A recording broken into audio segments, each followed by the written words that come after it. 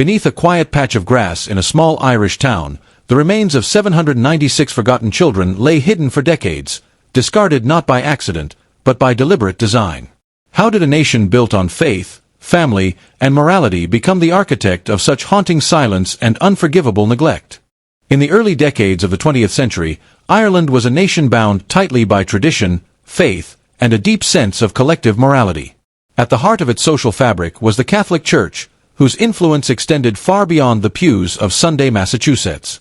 The teachings of the Church were not simply spiritual guidance. They were the laws of the land, the rules of society, and the unseen hands that shaped every aspect of daily life. Ireland was a country where conformity was not only expected but demanded, and where stepping outside the rigid boundaries of acceptable behavior invited shame, isolation, and often exile. Nowhere was this more painfully evident than in the treatment of women who became pregnant outside of marriage. In this conservative society, a woman's virtue was considered her most valuable asset, and her worth was often measured by her adherence to chastity and obedience. To be labeled a fallen woman was to be cast out from respectable society, often by one's own family. The mere suspicion of sexual impropriety could tarnish a woman's reputation irreparably, but pregnancy without a husband was the ultimate, undeniable evidence of moral failure in the eyes of the community. The shame associated with unmarried motherhood was profound, suffocating, and often weaponized. Families, fearful of the gossip that could stain not only the woman but their entire household, would go to great lengths to conceal such pregnancies. Neighbors whispered behind lace curtains, priests thundered from pulpits about sin and penance, and parents who had once doted on their daughters now turned their faces away in silent condemnation. The weight of this stigma was more than social, it was existential, severing women from the only community and support systems they had ever known. In response to this perceived moral crisis, a network of institutions quietly took root across Ireland, the so-called mother and baby homes. These facilities were presented as places of refuge, where young women who had strayed could be sheltered from the judgment of society. In reality, they were often little more than prisons cloaked in the language of charity. Operated primarily by religious orders under the endorsement of the state and the church, these homes promised redemption through hard labor, humiliation, and the forced relinquishment of children. Young women, some barely into their teens, were sent to these institutions, sometimes willingly in hopes of avoiding public disgrace, but more often under pressure, or outright coercion, from families and clergy. Upon arrival, their names were often changed to further erase their identities. They were made to scrub floors, wash linens, and toil in laundries under the guise of penance for their sins. Any sense of autonomy was stripped away.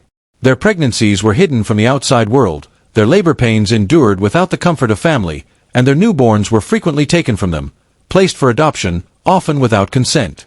Behind the tall, unmarked walls of these homes, suffering became routine. Yet the greater tragedy was that this suffering was not hidden in darkness but sanctioned by the very institutions meant to provide guidance, support, and compassion. The government turned a blind eye, the church defended the practice as moral necessity, and communities pretended not to know. For decades, the existence of these homes was an open secret, an unspoken agreement among the people of Ireland. Better that these women disappear for a while than disturb the fragile illusion of a sinless society. The shadow that these homes cast over Ireland would persist for generations. Their legacy was not merely one of personal tragedy for the women and children who passed through their doors, but a national wound, an indictment of a culture that valued reputation over humanity and judgment over mercy. On the outskirts of Tuam, a small town in County Galway, stood an imposing stone building with a long and somber history. Originally constructed in the 1840s, during the height of Ireland's Great Famine, it was known as the Tuam Workhouse. Like other workhouses scattered across the country, it was a place of last resort for the destitute, the starving, and the forgotten. Within its bleak walls, families separated by gender and age toiled for meager sustenance, their days governed by a harsh regimen designed not to support them, but to deter others from seeking the same refuge. The workhouse was never intended to be a place of comfort or compassion. It was an institution built on the belief that poverty was a moral failing. By the 1920s, the newly independent Irish Free State began to dismantle the old workhouse system, but the buildings themselves did not vanish. They were repurposed, given new titles and functions that reflected the social values of the time. In 1925, the Tuam Workhouse underwent such a transformation, becoming the Bon Secours Mother and Baby Home, operated by the Bon Secours Sisters, a Catholic order of nursing nuns. With its thick walls and barred gates, the The former workhouse seemed an eerily appropriate setting for a new form of institutional confinement, one designed not for the poor at large, but for a very particular group of society's unwanted, unmarried pregnant women and their children. The Bon Secours Sisters, whose name means good help in French, were a religious order dedicated to nursing and health care. But in Tuam, their role extended far beyond caregiving. Tasked with managing the home, the sisters were seen as moral guardians, enforcers of the Church's doctrines on chastity, penance, and redemption. Outwardly, the mother and baby home was presented as a place of refuge, a sanctuary where women who had strayed could give birth in secrecy and receive the support necessary to return to respectable life. In reality, it became a place defined by suffering, secrecy, and shame. The official narrative was one of charity and salvation. The home offered shelter to women cast out by their families, provided medical assistance during childbirth, and arranged adoptions for the infants born within its walls. This, at least, was the image conveyed to the public. But behind closed doors, the truth was far more disturbing. The women were subjected to relentless humiliation, forced to labor as penance for their so-called sins. They scrubbed floors, washed linens, prepared meals, and tended to the grounds, all while pregnant and underfed. Their treatment was less about care and more about punishment, an institutional embodiment of the Catholic belief that penance must be paid for moral transgressions. The children born in the home were labeled illegitimate from their first breath, a mark that in the Ireland of that time carried a lifelong stigma. While some infants were adopted, often to families in the United States or within Ireland, others were not so fortunate. Malnutrition, disease, and neglect were rampant. Medical care was minimal at best, and many infants died within weeks or months of birth. Official records list hundreds of child deaths over the years the home operated, often attributed to vague causes such as marasmus, convulsions, or simply failure to thrive. For the women, the ordeal did not end with childbirth. Most were required to stay for a year or more after delivering their babies, working to pay off the debt of their care. The separation from their children was often sudden and cruel, with adoptions arranged without their knowledge or consent. Many left the home with nothing but silence, no record of where their children had gone, no acknowledgement of their grief, and no pathway to reclaim the lives they had been forced to abandon.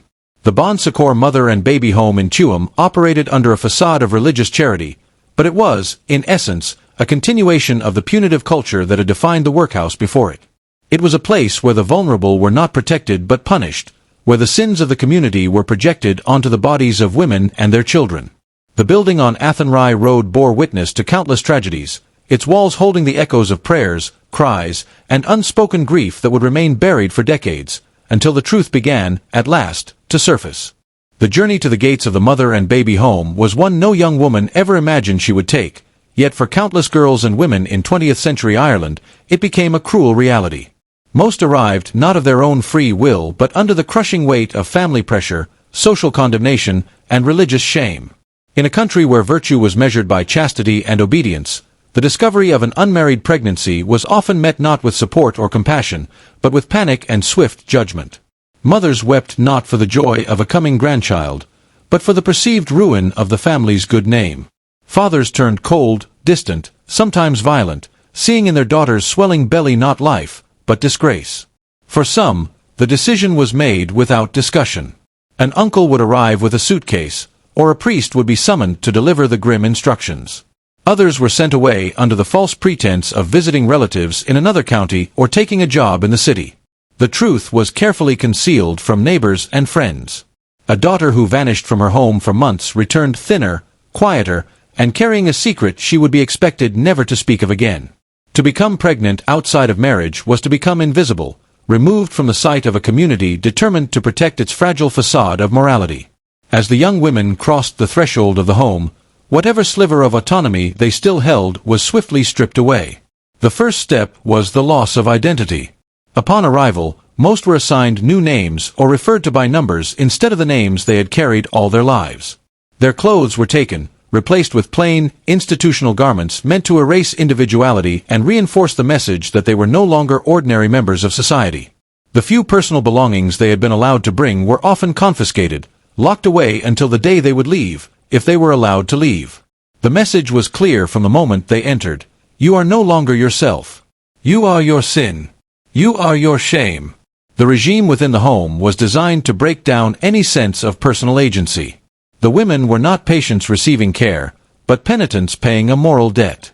Days were dictated by relentless routines of labor, scrubbing floors, washing clothes, cooking for the nuns and staff, tending to the maintenance of the very institution that confined them. Even in advanced stages of pregnancy, the expectation of physical labor did not relent. There was no tenderness, no kindness offered to soothe their fears or ease their burdens. Secrecy shrouded every aspect of life inside the home. Letters were censored or withheld entirely. Visits from family were rare and often discouraged, the shame too heavy for many parents to bear. The women were warned repeatedly not to speak of their circumstances, not to confide in anyone, not to question the decisions made for them. Their pregnancies were hidden from the outside world, just as they themselves were hidden. The goal was not to support them through childbirth, but to erase the evidence of their perceived moral failure from the public eye. For the women who walked through those gates, the isolation was profound. Even surrounded by others in the same predicament, the rules forbade them from forming close friendships or speaking freely. Any show of camaraderie was quickly suppressed, a reminder that their suffering was meant to be endured in silence. The emotional toll was devastating. They were treated not as expectant mothers deserving of care, but as cautionary tales, living warnings of what happened to women who strayed from the narrow path of virtue. And always looming was the knowledge that once the child was born, it too would likely be taken. The secrecy did not end with birth. Many were not told where their babies went, whether they were adopted, died, or were sent elsewhere. They left the home as quietly as they had entered, burdened with unanswered questions, deep wounds, and the demand that they never speak of what had happened. What began at the gates of secrecy did not truly end upon their release. It followed them for the rest of their lives. Life inside the mother and baby home was a relentless cycle of drudgery, silence, and suffering. From the moment a young woman crossed the threshold, her existence was no longer her own. Gone were the freedoms of daily life, the simple autonomy of deciding when to eat, when to rest, or even when to speak. The home operated under a rigid regime enforced by the nuns, who wielded their authority with an unyielding combination of religious conviction and absolute control. Every waking moment was structured, every task dictated, and every infraction, no matter how small, was met with reprimand or punishment. The day began early, often before dawn. Bells rang through the stone halls, summoning the women to morning prayers followed by hours of labor. There was no allowance for fatigue, no consideration for swollen ankles, aching backs, or the exhaustion of pregnancy. Whether heavily pregnant or freshly postpartum, the women were expected to contribute to the endless list of chores that kept the home running. Scrubbing floors until their knuckles bled, laundering soiled linens in scalding water, peeling mountains of vegetables, and maintaining the cleanliness of the facility were among their daily tasks. Their labor was not a choice. It was a mandatory penance, framed as repayment for the roof over their heads and the food, meager as it was, that sustained them. Silence was both a rule and a weapon. Conversations were discouraged, and laughter was almost unheard of within those walls. Any attempt to form bonds of comfort with the other women was quickly stamped out. The nuns made it clear that these women were there not to find solace, but to atone. Each was a reminder to the others of their shared sinfulness, a living testament to the consequences of stepping outside the rigid moral lines imposed by society and the church. The isolation was as much psychological as it was physical. Letters to family were censored or never sent. Some families never visited, choosing to maintain the lie that their daughters were merely away working or visiting distant relatives. As difficult as the physical demands were, it was the looming inevitability of separation that cast the darkest shadow over their days. From the moment their bellies began to swell, they lived with the knowledge that their babies would likely be taken from them. The birth itself was a brutal affair.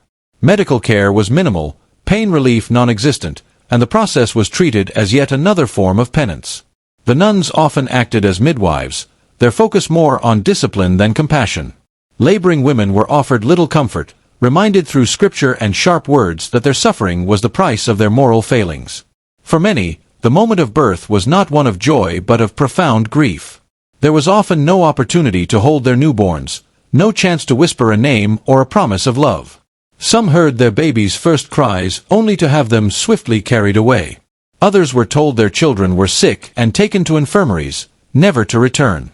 Days later, they might be informed that the child had died, buried quietly in unmarked graves or small plots without ceremony. Some never received confirmation at all, just an empty crib and silence. A few women were allowed to care for their babies for a short time, but even that was temporary. Adoption papers were signed, often without explanation or true consent. The children were handed over to adoptive parents, sometimes within Ireland but often sent abroad, particularly to America. For the mothers, it was a wound that never healed, a gaping absence that followed them for the rest of their lives. They were expected to leave the home once their labor debt was considered paid, usually a year or more after the birth, carrying nothing but the memory of the child they had been forced to surrender. The emotional torment was unbearable for many. Dreams of motherhood were replaced by nightmares of absence and guilt. And yet, society demanded that they move on, return to their communities in silence, pretend that nothing had happened. The years they spent inside the home were erased from public conversation, reduced to family secrets whispered only in the darkest corners. But for the women who had endured it, the days of drudgery never truly ended. Their hearts bore the marks of the labor, the isolation, and most of all, the children whose names they whispered only to themselves, year after year, long after the gates of the home had closed behind them. The cries of newborns filled the stone walls of the Tuam mother and baby home, yet even those cries seemed to fade into the heavy silence that permeated the nursery. Hundreds of children were born within that building, the result of the steady stream of women who had passed through its gates, condemned by society for the simple fact of carrying life without the sanction of marriage. While the outside world preferred to look away, within those cold walls was a hidden population of Ireland's most vulnerable, infants and young children whose lives began in secrecy and suffering. The nursery was not a place of warmth or tenderness. It was a crowded, austere room where rows of iron cots stood side by side, each holding a tiny body wrapped in thin, worn blankets. There were too many babies for the small number of caretakers, mostly the nuns themselves and, occasionally, the mothers still serving their time in the home. The ratio of hands to helpless mouths was staggeringly inadequate. Feeding was a rushed task, bottles passed from crib to crib, with little attention paid to whether the milk was warm enough or whether the child was swallowing properly. Some infants were too weak to suckle but were given no special care beyond a hurried prayer. The conditions were stark, unsanitary, and cold, both in temperature and in spirit. Dampness seeped through the stone walls, and during the harsh Irish winters, the nursery was often frigid. Infants shivered in their cots, their skin pale and mottled, while drafts slipped in through broken panes and ill-fitted doors. Cleanliness was a constant challenge that the nuns were either unable or unwilling to meet fully. Soiled linens piled up faster than they could be washed. The persistent smell of urine, milk gone sour, and illness hung in the air, a heavy reminder of the neglect that shaped these children's earliest days. Medical care was minimal. A single doctor might visit occasionally, but the overwhelming needs of the dozens of infants far exceeded what any one person could handle in a brief, impersonal check. Simple illnesses that would have been manageable in better conditions became death sentences. Diarrhea led quickly to dehydration. Respiratory infections, so common in cold, damp environments, spread like wildfire. Malnutrition weakened tiny bodies, leaving them vulnerable to everything from fevers to convulsions. The death rate was staggering, yet to the world outside, it remained hidden behind those walls. Beyond the physical hardships was an absence even more cruel, the complete lack of nurturing. Babies were rarely held beyond what was necessary to change, feed, or clean them. There were no soft songs, no comforting voices, no gentle hands stroking their foreheads. The emotional starvation was as damaging as the physical. Studies long after would confirm what these children suffered. Failure to thrive not simply because of food or illness, but because of the absence of human touch, love, and care.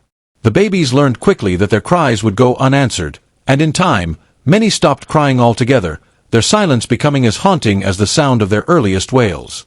For those children who survived infancy, life did not grow much kinder. Toddlers were housed in separate rooms where conditions were scarcely better.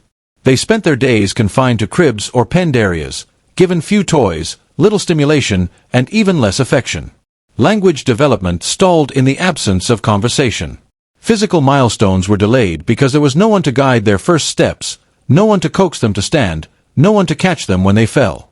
Instead, their small bodies sagged against the wooden slats of their enclosures, their eyes wide and watchful, learning from a world that gave them nothing. The nursery silence was not merely the absence of noise but the presence of something far heavier, an institutional indifference to the most basic needs of human life. These children, born through no fault of their own into a society that deemed them shameful, were treated as burdens to be managed rather than souls to be cherished. Their lives were marked from the very beginning by neglect, deprivation, and abandonment. They were the forgotten ones, hidden behind the high walls of the Tuam home, where the start of life was not met with celebration but with quiet suffering that the outside world chose not to see. Within the cold, damp walls of the Tuam mother and baby home, the sound of infant cries was often replaced by silence, an eerie, suffocating quiet that signaled something far more tragic than peace. For many of the children born there, life was a brief and painful journey, cut short by a combination of disease, malnutrition, and neglect. Death was a constant companion in the overcrowded nursery, a grim toll that claimed tiny lives with horrifying regularity. The conditions that bred such suffering were as much a result of cruelty as they were of indifference. Malnutrition was both a cause and a consequence of life inside the home. Infants, already born vulnerable from mothers who had themselves been poorly fed and overworked throughout their pregnancies, faced a world where nourishment was scarce and inadequate. Bottles were shared between multiple babies, milk watered down to stretch supplies, and feedings rushed with little attention to whether each child received enough. The smallest, weakest infants, often premature or underweight, stood little chance of survival. Their thin arms and sunken cheeks were not just signs of illness, but the physical imprint of a society that had turned its back on them. Gastroenteritis swept through the nursery like wildfire, an invisible predator fueled by unsanitary conditions. With dozens of babies confined to a single room, with limited diaper changes and bedding that was rarely cleaned thoroughly, infection was inevitable. Vomiting, diarrhea, and dehydration followed swiftly. In a well-resourced hospital or even an attentive home, these would have been treatable conditions. But at Tuam, they were often death sentences. The staff, overwhelmed or indifferent, could do little more than watch as infants shriveled in their cribs, crying until their tiny bodies were too weak to make a sound. Respiratory infections were equally merciless. The building itself seemed to conspire against life, the damp, drafty rooms offering the perfect environment for pneumonia and bronchitis to take hold. Babies lay in metal cots with thin blankets, their chests rattling with every labored breath. Coughs turned into choking fits, and fevers raged unchecked. Without adequate medical intervention, without warmth, without even the comfort of being held, many succumbed within days of falling ill. Measles, too, took a dreadful toll. When one child became infected, it quickly spread to others, sweeping through the overcrowded rooms with devastating efficiency. The red rashes, high fevers, and relentless coughing were all too familiar to the women who labored in the home, both the nuns and the mothers. But familiarity brought no comfort, only dread, for everyone knew what often came next. Tiny graves in unmarked plots. Names never spoken again. Yet perhaps the cruelest killer of all was neglect itself. It was a slow, silent form of violence, harder to quantify than a virus or bacteria but no less lethal. Babies who were rarely held, who were fed without eye contact, without touch, without the soothing presence of a caregiver, often failed to thrive. This wasn't simply an emotional wound. It had a name, marasmus, a form of severe malnutrition that results when the body wastes away, unable to take in or retain the nutrients it needs. Infants simply withered, their bodies giving up as surely as if disease had taken them. The mortality rate at Tuam was staggering. Records showed year after year of grim statistics, rows of names followed by words like convulsions, inanition, bronchitis, or diarrhea. But these were not just clinical labels. Each represented a child who never got to take a first step, never learned to speak, never felt the unconditional love that should greet every new life. Their deaths were not just accidents of poverty or unfortunate medical realities of the time.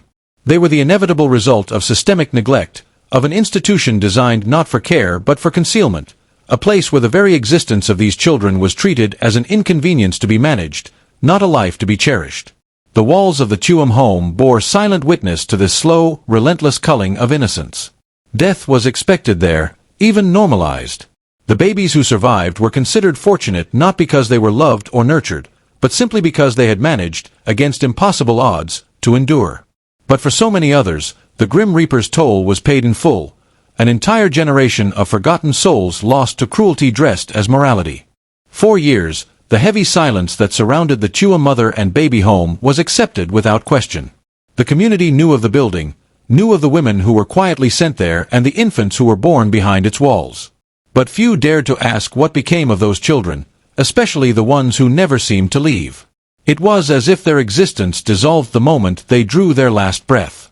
And for a long time, that was simply how things were, unspoken, unquestioned, and buried beneath layers of social shame and collective denial. But like all secrets, some truths cannot stay hidden forever. It began with the most basic of inquiries, the kind of question that seems almost naive in its simplicity until it becomes clear that the answer is not merely elusive but deliberately obscured. Where were the children buried? It was an ordinary question born from a review of death records, an unassuming list of names, dates, and causes that painted a grim picture of life, and more often death, within the walls of the Tuam home. The records were there in black and white. Hundreds of children had died over the decades the home operated. Each entry was clinical: cold, bronchitis, marasmus, gastroenteritis, convulsions. The toll was staggering, a long roll call of tiny lives extinguished far too soon. But when researchers and local historians began cross-referencing these deaths with the town's official burial records, something chilling emerged. There were no corresponding graves. Or at least, very few. A death record would usually be expected to lead to a burial register, a headstone, a plot marked somewhere in the local cemetery. But search after search turned up nothing. The local graveyards showed no record of the majority of these children being interred there. No small gravestones bearing their names. No rows of tiny markers offering even the smallest dignity of remembrance. It was as though hundreds of children had simply vanished from the record the moment they died. This absence was not just an administrative oversight. It was too consistent, too widespread. The more the burial records were scrutinized, the clearer it became that this wasn't a case of a few missing documents but something far larger, far more deliberate. It was a void, a gaping anomaly that could not be explained by clerical error or forgotten paperwork. The discovery planted seeds of deep unease. If the children were not buried in the public cemeteries, then where were they? How could an institution with such a high mortality rate produce so few burial records? The suspicion that began to take root was not just that the children had died in tragic numbers, but that their remains had been disposed of in a manner that was neither respectful nor lawful. For the first time, the community could no longer look away. Whispers turned into questions, questions into quiet investigations. What had once been accepted as the tragic but inevitable cost of unfortunate circumstances now seemed like the surface of something far darker. The absence of graves was not merely an oversight. It was a clue, a thread that when tugged threatened to unravel the carefully maintained silence that had surrounded the home for generations. The missing burials became the spark, the anomaly that refused to fade into obscurity. It was a question that would lead not just to uncomfortable answers, but to revelations that would shock not only the town of Tuam but the entire nation. A question that demanded to be answered, no matter how horrifying the truth might be. Catherine Corliss never set out to become an investigator or a crusader. She was, first and foremost, a local woman, someone rooted deeply in the soil of Tuam, shaped by the rhythms of the small town she had always called home. A farmer's daughter, raised with a strong work ethic and a quiet sense of determination, Catherine was neither a politician nor a journalist. She was simply someone who loved history. The past had always fascinated her, not the grand, sweeping narratives of kings and wars, but the intimate, ordinary stories of the people who had walked the same streets, attended the same churches, and tilled the same fields long before her own time. Her journey into the shadows of the Tuam mother and baby home began not with scandal or sensational headlines, but with curiosity, an earnest desire to document a piece of local history that had always lingered at the edge of conversation but never fully entered it. The home had stood on the outskirts of town for years, its presence acknowledged but rarely discussed. Everyone in Tuam knew of the place in that vague, uncomfortable way people know of things they would rather forget. They knew young women were sent there in disgrace. They knew babies were born behind its walls. And they knew the women eventually left, but the babies often did not. Catherine remembered the home from her own childhood, walking past the imposing stone walls on her way to school. The memories were faint but tinged with an unease she couldn't quite name. The children from the home were different, set apart from others. They were sometimes allowed to attend the local school, but even there, they were treated as outsiders. Catherine recalled, with a sting of shame, how the other children had been instructed to stay away from them, to avoid their company as though something about them was contagious, Not in the literal sense of disease, but in the figurative stain of illegitimacy. The memory of that quiet cruelty lingered. Decades later, as she immersed herself in the records of Tuam's history, the home's shadow resurfaced in her mind. She began to gather documents, clippings, and oral histories, piecing together the lives of the women and children who had passed through the home. What began as a modest project, an article for a local journal perhaps, or a talk for the Historical Society, quickly became something far greater. As Catherine delved into the death records, what she found left her breathless. The numbers did not lie. Hundreds of children, dead. One after another, the names unfolded before her. Babies lost to malnutrition, pneumonia, gastroenteritis. Infants who had never even seen life beyond those walls. But the question that nagged at her was simple. Where were they? The graveyards in Tuam did not hold their names. There were no rows of tiny stones, no markers of remembrance. It was as though they had simply been erased. That absence stirred something deep within Catherine, a kind of moral outrage mingled with profound sorrow. How could a community, how could a nation, allow so many children to vanish without trace? She felt no anger toward her town itself, only an overwhelming sense of responsibility. Someone had to remember. Someone had to acknowledge them. If no one else would, she would. Catherine often said she wasn't trying to shame anyone. She only wanted to do the right thing, to give dignity back to those who had been denied it in life and forgotten in death. Her kitchen table became her research center, stacked with documents, hand-drawn family trees, and scribbled notes. Night after night, she pored over every line of every record she could find, driven not by fame or recognition but by something far more powerful, a simple, unyielding belief that the truth mattered.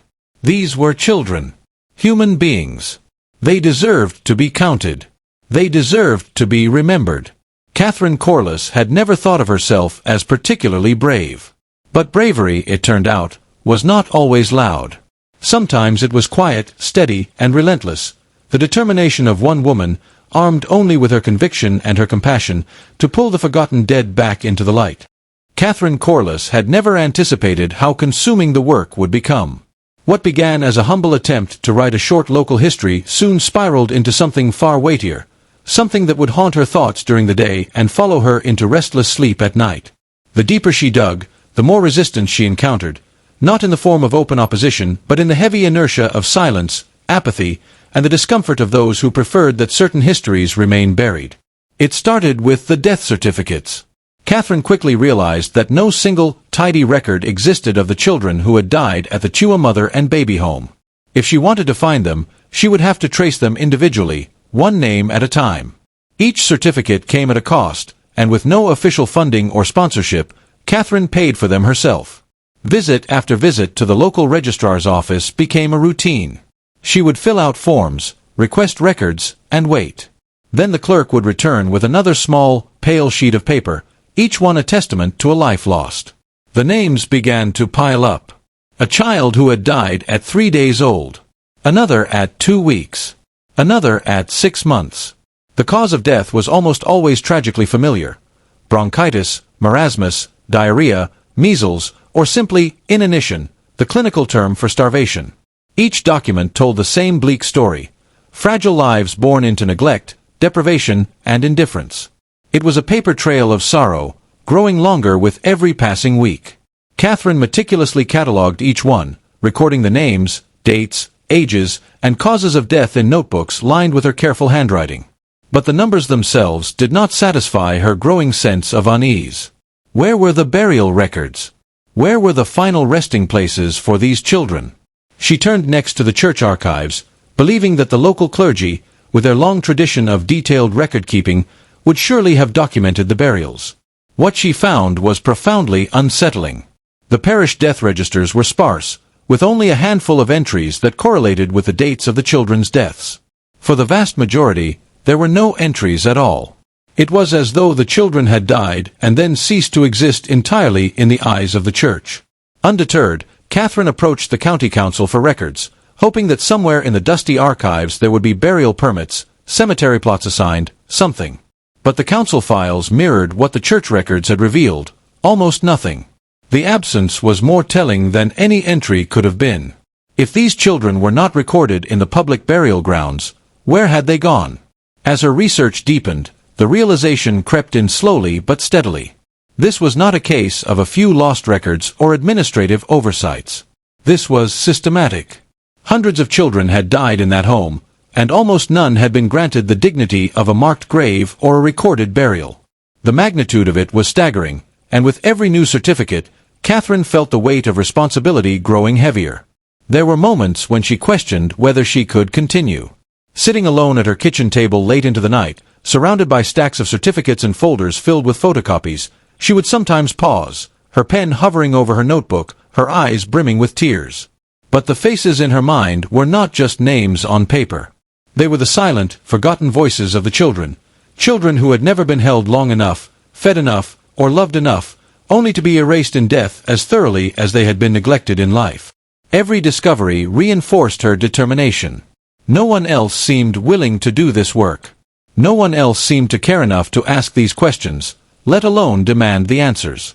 And so Catherine pressed on, not because it was easy, but because the alternative, allowing them to remain forgotten, was unthinkable. Each certificate she uncovered, each absence she documented, became not just a record of the past but a quiet vow that their lives, however brief and cruelly treated, would not be erased entirely from history. As Catherine Corliss continued her painstaking work, each death certificate brought with it a fresh wave of sorrow, but also a growing sense of dread. She had long suspected that the scale of death within the Tuam mother and baby home was far greater than anyone had ever openly acknowledged. Yet even with that suspicion, she was unprepared for what the numbers would ultimately reveal. Each trip to the records office yielded another stack of certificates, another cluster of names, tiny children who had lived only days, weeks, or a handful of years.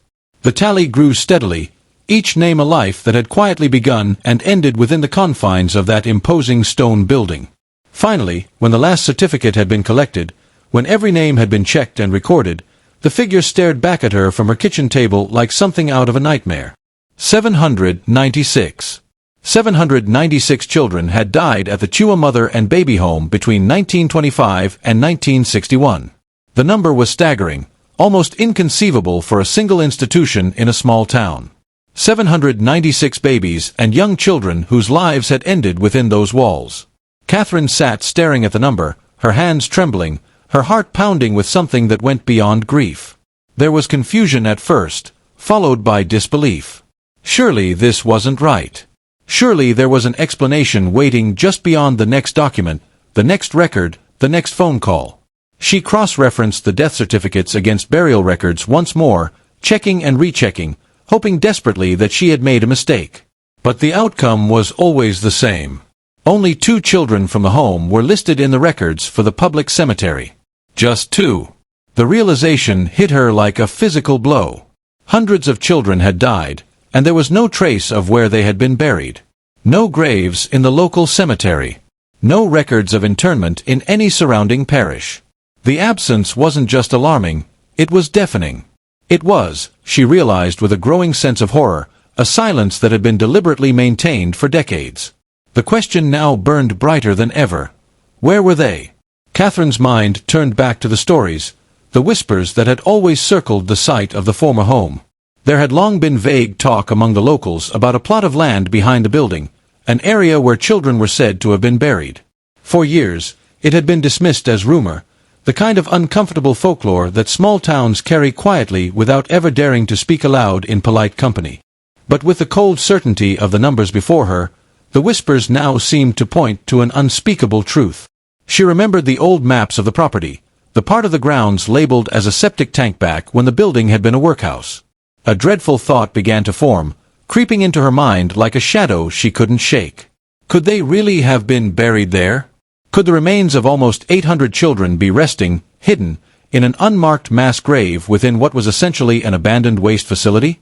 The very possibility felt like a betrayal of the most profound kind, not just by the institution that had failed to care for them in life, but by a society that had allowed them to be discarded in death. It was an act not only of neglect but of erasure, a final, cruel statement that these children were never meant to be remembered. As the truth settled over her, heavy and suffocating, Catherine realized that her work was no longer simply historical research. It had become a mission, a calling. The children of Tuam had been silenced in life, hidden in death, and erased from memory. But now their names were written down. Now their absence was undeniable. And now, for the first time in decades, someone was finally asking the question no one else had dared to ask. When Catherine Corliss first began to share the results of her research, she expected shock. She anticipated grief and sorrow from those who heard about the 796 children whose lives had been lost in the Tuam mother and baby home. What she did not fully anticipate, though perhaps in hindsight she should have, was the wave of resistance that met her at nearly every turn. The disbelief, the defensiveness, the dismissal. It arrived swiftly, spreading through the community like a defensive reflex, as though the sheer horror of what she had uncovered was too large, too ugly to be real. At first, it was subtle. Quiet whispers behind her back. A shift in tone when familiar faces passed her on the street. Where once there were friendly nods and casual greetings, there was now hesitation, eyes that darted away, conversations that abruptly stopped as she approached. People she had known for years suddenly seemed unsure of what to say, or worse, chose to say nothing at all. There was a discomfort in the air, a sense that by disturbing the past, Catherine had broken an unspoken pact of silence that the town had carried for generations. Then came the outright skepticism. Some accused her of misunderstanding the records, of exaggerating the numbers. A few insinuated, without evidence, that the certificates were being misinterpreted, that perhaps the deaths were of children who had later been buried quietly in private ceremonies elsewhere. Local voices began to frame her as an amateur historian, a woman meddling in things best left alone. They said it with a sneer, the implication clear: she was not qualified. She didn't hold the right degrees, the right titles. What could a farmer's daughter and hobbyist possibly understand about historical research? From certain corners, particularly those connected to the church, the resistance became sharper, more defensive. Some priests shifted uncomfortably when her name came up in conversation. Others suggested, both in public sermons and private conversations, that dredging up these stories was an attack on the church itself, a smear against the very institutions that had guided Ireland through generations. There were murmurs that she was driven by bitterness, or by some hidden agenda. A few even accused her of disrespecting the memory of those who had worked at the home, insisting that the nuns had done their best with the limited resources they had in difficult times. Local politicians were no more eager to embrace the truth. Some responded with polite but empty acknowledgments, promising to look into it, before quietly filing it away as a problem they hoped would fade with time.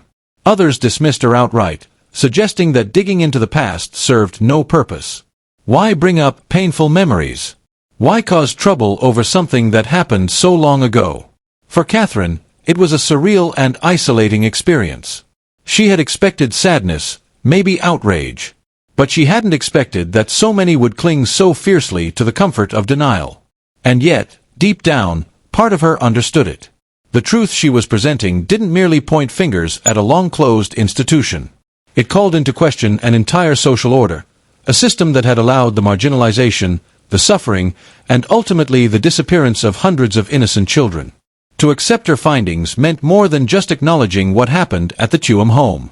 It meant facing the complicity, whether through action or silence, of an entire community and a country deeply tied to the church and its authority. Still, even as the resistance mounted, Catherine felt something stronger than fear or doubt. It was resolve. She knew what she had found was real. The paper trail was undeniable. The numbers didn't lie. And no matter how many people whispered or dismissed her, the truth had a weight of its own, heavy, immovable, and waiting to be reckoned with. For months, Catherine Corliss had carried the weight of her findings largely alone, her only companions the stacks of death certificates and her growing sense of dread about what they revealed. She had knocked on doors, written letters, and spoken to anyone who would listen, but for the most part, the response had been cautious at best, dismissive at worst. Yet she knew that keeping these discoveries in the shadows, as so much else had been kept for decades, was no longer an option. The truth had to be brought into the light, no matter how painful, no matter how uncomfortable. That moment arrived when the Irish Mail on Sunday agreed to publish her story. Seeing it in print for the first time was both surreal and terrifying. The headline was stark, unflinching. Beneath it were the harrowing details Catherine had uncovered. 796 children dead, with no known graves beyond a suspected mass burial site on the grounds of the former Tuam mother and baby home. Her work, once confined to quiet conversations and piles of research on her kitchen table, was now out in the world, exposed for anyone to see. The response was immediate, explosive, and overwhelming. What had been whispered about in Tuam for years now became the subject of front-page headlines, television reports, and radio broadcasts across Ireland. Within hours, the story had jumped from national outlets to international media. The BBC, CNN, the New York Times, The Guardian, and news agencies far beyond Ireland's shores picked it up, each running variations of the same chilling truth. Hundreds of children, their lives erased by a system of cruelty and neglect, now suspected of lying in an unmarked mass grave. The outrage was instant. People who had never before heard of Tuam or the Bon Secours mother and baby home were suddenly gripped by the horror of it. Social media erupted with fury, disbelief, and grief. Hashtags trended. Thousands of posts demanded answers, justice, accountability. Candlelight vigils were organized within days, not just in Tuam but in cities across Ireland, and even in Irish communities abroad.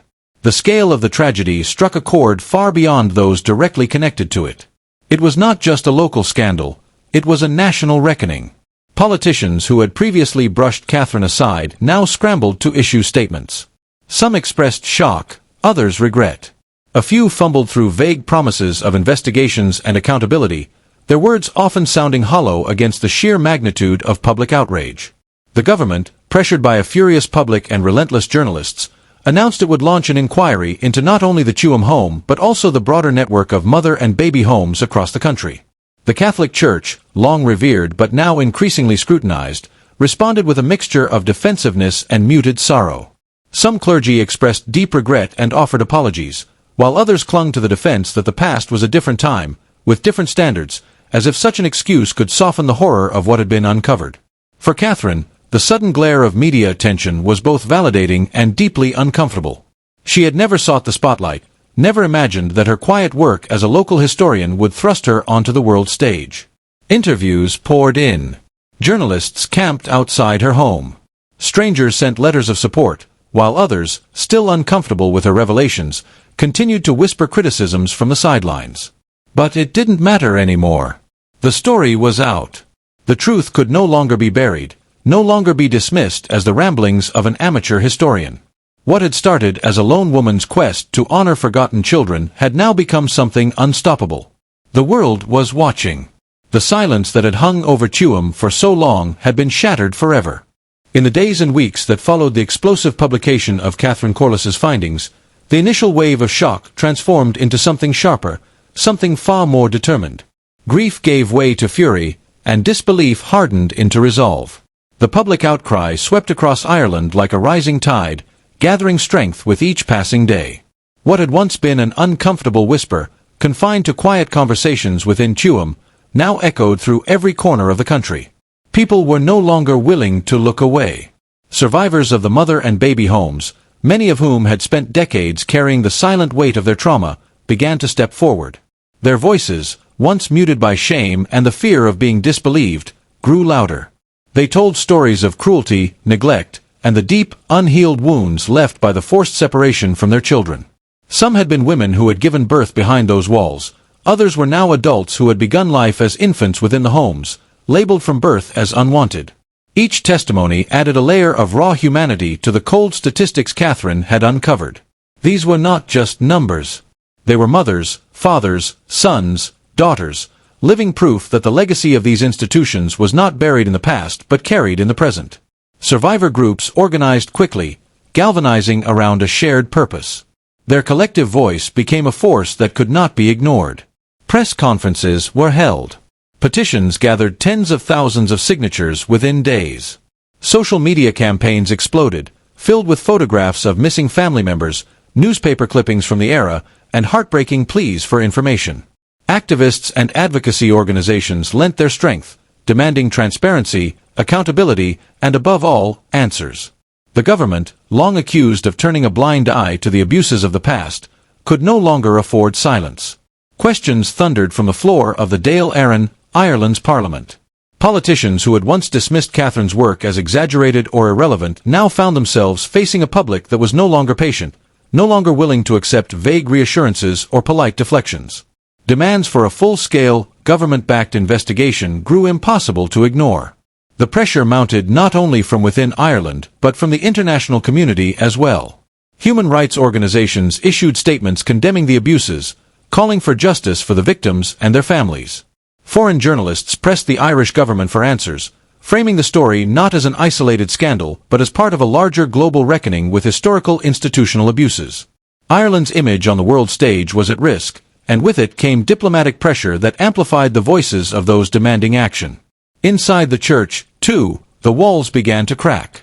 Some clergy attempted to maintain the old defenses, citing the moral codes and societal pressures of the time, but that excuse now rang hollow in the face of overwhelming evidence and undeniable public outrage. Others within the church broke ranks, expressing deep shame and calling for full cooperation with any investigation. Even long-time defenders of the institution began to waver, recognizing that the truth could no longer be contained by appeals to tradition or bygone eras. Catherine watched as the movement grew beyond anything she had ever imagined. What had begun as her solitary effort to honor the forgotten children of Tuam had ignited something far bigger, a national reckoning, a long-overdue confrontation with a dark chapter in Ireland's history. Families who had lived in the shadow of loss, who had wondered for decades what had happened to their brothers, sisters, mothers, and fathers, now stood together, demanding that the truth be not only uncovered but acknowledged. The message was clear and echoed from every corner of the country. No more silence. No more forgetting. The days of hiding behind walls, behind shame, behind secrecy were over. The truth was coming, and it would be faced. As the pressure mounted, the Irish government could no longer hold back the inevitable. For weeks after the story broke, officials scrambled to issue carefully worded statements, attempting to convey sympathy without fully acknowledging responsibility. But each new day brought more survivors stepping forward, more families demanding answers, and more scrutiny from both national and international media.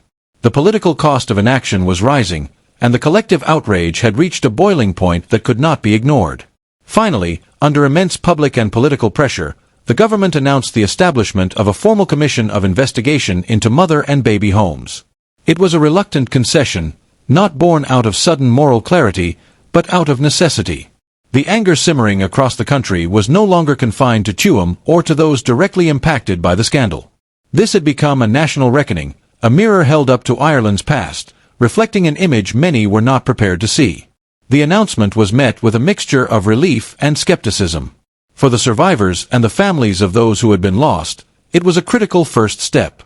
But there was also a wariness, a deep-seated distrust of government processes that had, for so long, failed them. Too many inquiries in Ireland's history had been drawn out, diluted, or quietly buried once public attention faded. Would this be different?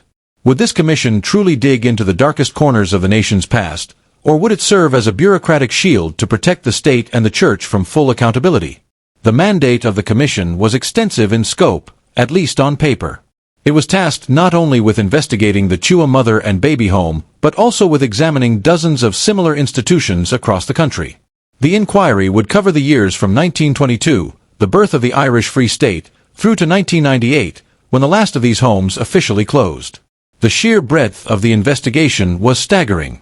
It would include the practices of forced adoptions, the treatment of unmarried mothers, the care, or lack thereof, provided to the children, and the shockingly high mortality rates that had surfaced in Catherine Corliss's research. The work was monumental.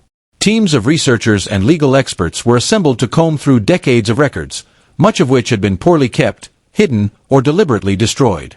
Survivors were invited to testify, to share stories that for many had remained locked away for decades behind walls of pain and silence. Their accounts were recorded, transcribed, and preserved as evidence, not just for the commission, but for history itself. The commission faced a daunting challenge not only in the volume of data but also in navigating the resistance from certain institutions. Some religious orders were cooperative, others were not. Some provided full access to their archives, while others withheld records or challenged the relevance of specific requests. The tension between the need for transparency and the instinct for institutional self-protection was a constant undercurrent. Despite these challenges, the commission pressed forward. It interviewed hundreds of witnesses, sifted through thousands of documents, and pieced together a story that was both broader and darker than many had imagined. What had happened in Tuam was not an isolated incident but part of a nationwide system, a network of homes where the vulnerable were hidden, punished, and often forgotten. The establishment of the commission marked a turning point. The state, which had once outsourced its moral policing to the church, was now being forced to confront its own complicity. For decades, The government had signed contracts with religious orders, funding the operation of these homes while looking the other way. Now, that same government was being asked to account for the suffering it had enabled. For survivors, the Commission offered a flicker of hope, a chance, however imperfect, that their truths would be acknowledged, their pain validated, and the memory of those lost given the dignity that had so long been denied. The state had stepped in, not willingly at first, but decisively in the end. And as the work of the Commission unfolded, it became clear that Ireland was facing not just an inquiry into its institutions, but a reckoning with the very soul of the nation. In 2017, what had once been whispered as rumor and pieced together through documents finally took physical form. After years of mounting pressure from the public, the media, and relentless voices like Catherine Corliss, the Irish government authorized a controlled test excavation of the Tuam site. What lay beneath the surface of the quiet, unassuming plot behind the former mother and baby home was a question that weighed heavily on everyone involved. Locals had passed by that ground for decades, children had played nearby, and generations had walked those paths never truly knowing, or perhaps never fully admitting, what secrets were buried there. The excavation began quietly, with a small team of archaeologists and forensic experts arriving at the site. The air was tense, heavy with the weight of expectation and dread. There was no longer any real doubt that something would be found. The death certificates were too numerous, the burial records too few. Catherine's research had already drawn a map of the tragedy. But even knowing this, even preparing for the worst, the reality of what they uncovered would shake the nation to its core. As the team broke ground, it quickly became evident that the structure they were probing was not a typical graveyard, nor any sort of formal burial site. It was, in fact, a disused septic tank, a sewage chamber originally constructed decades before when the building served as a workhouse. As they dug deeper, the outlines of multiple subterranean chambers came into focus, chambers that had not been designed to hold anything other than waste. Then the bones appeared.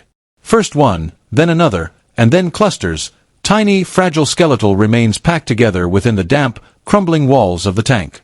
The forensic analysis confirmed the most horrifying truth. These were the remains of infants and young children. Many were newborns, others estimated to be up to 3 years old.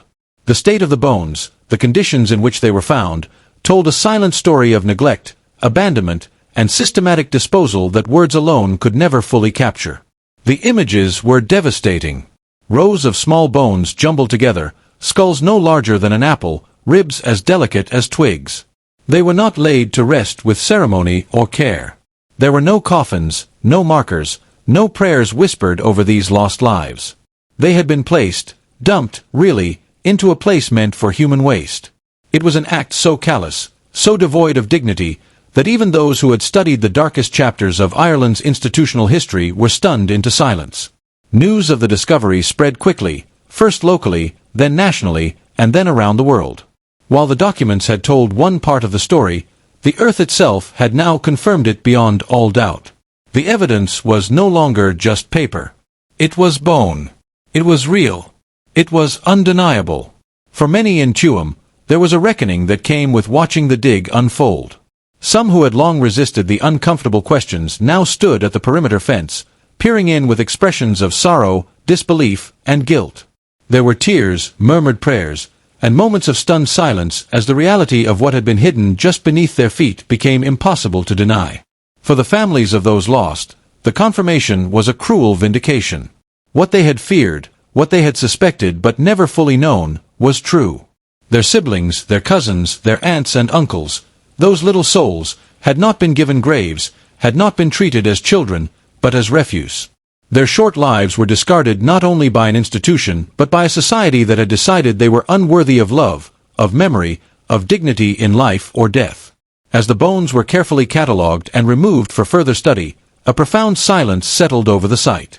It was the silence of a country coming face to face with a truth it had long buried, one now literally unearthed from the ground itself. When the Commission of Investigation finally released its long-awaited final report in January 2021, the weight of its pages felt almost unbearable. Years of testimony, archival research, and forensic analysis had culminated in a document that laid bare a truth that many had long suspected but few had dared to confront fully. What had happened at the Tuam mother and baby home was not an isolated tragedy, not a dark anomaly confined to one place and time. It was part of a much larger, far more disturbing pattern, a systemic abuse that stretched across Ireland for the better part of a century. The report's findings were devastating in both their scale and their detail. Across 18 institutions investigated, including some of the largest and most infamous mother and baby homes in the country, the same grim patterns emerged. Thousands upon thousands of children had died within these walls. The reasons were horrifyingly consistent: chronic malnutrition, preventable diseases, neglect, and the emotional and physical degradation of both mothers and their babies. Names that had once been whispered only in survivor circles now stood side by side in stark official print: Bessborough, Castle Pollard, Sean Ross Abbey, and so many others. Each carried its own legacy of sorrow, suffering, and forgotten lives. The death toll was staggering. The Commission confirmed that over 9,000 children died in the 18 homes examined, a mortality rate of about 15%. In some decades, that rate had soared even higher. The report detailed the cramped, unsanitary conditions, the lack of basic medical care, the cruel punishments meted out to the mothers, and the cold, transactional nature of the adoptions that followed. Infants were often forcibly separated from their mothers with little to no consent. Paperwork was forged. Birth records were altered or destroyed. Some children were sent overseas, their true identities erased, their biological families left to wonder for the rest of their lives what had happened to them. Testimonies from survivors painted a picture of life inside these institutions that was almost too painful to absorb. Women described being treated not as mothers, but as moral failures. Their pregnancies were framed as punishments for their perceived sins, and every day within the homes was designed to reinforce that shame. Forced labor was common, women scrubbing floors, cooking, washing endless piles of laundry, all while heavily pregnant or recovering from childbirth. Emotional abuse was constant, and physical punishment was not uncommon. But the suffering did not end with the mothers. The children, born into a world that labeled them as illegitimate and therefore lesser, were subjected to a parallel system of neglect. Many were left in overcrowded nurseries with barely enough staff to feed them, let alone care for them properly. Infants lay in soiled cribs, their cries often ignored, their needs unmet. Those who survived infancy were frequently sent to industrial schools or foster homes where further abuse awaited. The report confirmed what survivors had long known: the cruelty was not incidental. It was systemic. It was embedded in the policies of the state, the practices of the church, and the silent complicity of the broader society. The government had funded the homes, sending unmarried mothers there through social workers, court orders, or family coercion. The church had operated the facilities, driven by a doctrine that prioritized shame and penance over compassion and care. And the wider public, neighbors, employers, even relatives, had often turned a blind eye, preferring to maintain the facade of moral purity while the vulnerable suffered out of sight. For many, the publication of the report brought a strange mixture of validation and renewed grief. The truth was finally acknowledged in the most official terms possible, but that acknowledgement could not undo decades of pain, could not resurrect the thousands of children whose lives had been lost, nor repair the families torn apart. Still, it marked an undeniable turning point. The veil of silence had been torn away. Ireland could no longer pretend it did not know. The country stood face to face with its own reflection, a reflection shaped by cruelty disguised as morality, by silence disguised as decency, and was left to reckon with what it saw. When the final report of the Commission was released, the shock reverberated far beyond the borders of Ireland. The weight of the truth could no longer be denied, minimized, or tucked away in dusty archives. What followed were the long-anticipated formal apologies, beginning with the Irish government and then, after prolonged silence and hesitation, from the Bon Secours sisters, the religious order that had operated the Tuam mother and baby home. Both institutions, pillars of authority in Irish society for generations, were finally forced to confront the role they had played in the suffering of tens of thousands of women and children. The Irish government's apology was delivered in the Dáil Éireann, Ireland's parliament. The Taoiseach stood before the nation, his voice solemn, his words carefully chosen. He spoke of profound regret, of shame for the state's failure to protect its most vulnerable citizens, of the state's complicity in allowing a system to flourish that treated unmarried mothers and their children with cruelty and disdain. He acknowledged that the government had outsourced social welfare to religious institutions while failing in its duty to ensure those institutions treated people with dignity and care. The words were sincere, perhaps, but for many survivors listening, they landed with a dull echo. Words, no matter how eloquent, could not heal wounds that had been left open for decades. The Bon Secours sisters followed, issuing their own statement of apology. It was written with a familiar cadence of institutional regret, an acknowledgement of the pain caused, a recognition of the suffering endured, and an expression of sorrow for the order's role in the tragedy. But the apology, though long overdue, felt hollow to many. There was no explanation of how such suffering had been allowed to happen under their care, no direct acceptance of responsibility for the decisions made by individual nuns who had managed the day-to-day operations of the homes. It was, as many critics pointed out, an apology for the consequences, not the actions themselves. Survivors listened. Some wept. Some turned off their televisions in disgust. And others felt an emptiness grow deeper inside them. Because apologies, no matter how public, did not equate to justice. They did not return stolen identities to those adopted without consent. They did not replace the names erased from death records or the tiny bodies buried without dignity. They did not repair families destroyed by decades of forced separations. The calls for accountability grew louder. Survivors and their families demanded not just words but tangible redress, financial compensation, mental health services, and full access to personal records. They demanded the identification of all the children whose remains were discovered at Tuam and other homes, so that proper burials, proper memorials, could be arranged. But even this was met with resistance.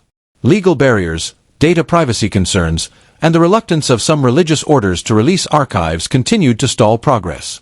The debate over redress became a new battleground. Some argued that financial compensation was insufficient, that no amount of money could repair what had been broken. Others countered that it was the bare minimum the state and church could offer, a symbolic but necessary gesture of restitution. Still others fought for memorialization, not just plaques or gardens but permanent, visible reminders of what had happened, so that future generations could not forget. Beneath it all was the growing frustration that, despite the apologies, much of the power still remained with the institutions that had committed the harm. Survivors asked, often bitterly, why it was still so difficult to access their own records. Why, after everything, the church retained control over the files that could unlock answers about their origins, their families, and their identities. The apologies, however carefully worded, had not changed that reality. For those who had lived through the homes, who had survived the cruel machinery of shame and punishment, the fight was far from over. An apology could not undo the past. It could not rewrite the years stolen from their lives. But it could, perhaps, mark a step, a faltering, imperfect step, toward a future where the truth was not hidden, where accountability was not optional, and where dignity was finally restored to those who had been denied it for so long. In June 2025, after years of waiting, debating, and demanding justice, heavy machinery and white forensic tents appeared once again on the quiet grounds behind the former Tuam mother and baby home. But this time was different. This was not merely a test excavation or a tentative step toward the truth. This was a full-scale forensic operation, sanctioned by the Irish government and carried out by teams of archaeologists, forensic anthropologists, and experts in historical recovery. For the survivors, for the families of the lost, and for the community of Tuam itself, it was a moment as heavy with sorrow as it was with meaning. After decades of silence, denial, and half-acknowledged truths, the ground was finally being opened not to hide, but to heal. The work was methodical and painstaking. Each chamber of the former septic system was treated like a sacred site, because that is what it had become. Technicians wore protective suits not just for the integrity of the evidence, but out of respect for what lay within. Bone fragments were uncovered layer by layer, carefully brushed free of soil, catalogued, photographed, and examined with the greatest care. Every tiny rib, every fragile skull, every shard of a life once lived was handled with a dignity that had been denied in death. For the families watching, many of them gathered behind temporary fences or in support tents set up nearby, the process was both agonizing and profoundly necessary. Some clutched photographs, though they had no images of the siblings, aunts, or uncles lost to the home, just pictures of surviving family members or faded birth records bearing the names of those who had vanished. Others stood in silence, hands entwined, waiting for any word, any sign that among the remains might be the child their mother had whispered about in her final days, or the sibling whose existence was spoken of only once before being swallowed by decades of shame. The goal of the excavation was not only to recover the remains but also to attempt, where possible, the monumental task of identification. Advances in DNA technology offered hope that would have seemed impossible even a decade ago. Samples from family members have been quietly collected in recent months, part of a national effort to finally answer the aching question that had haunted generations. Where is my family?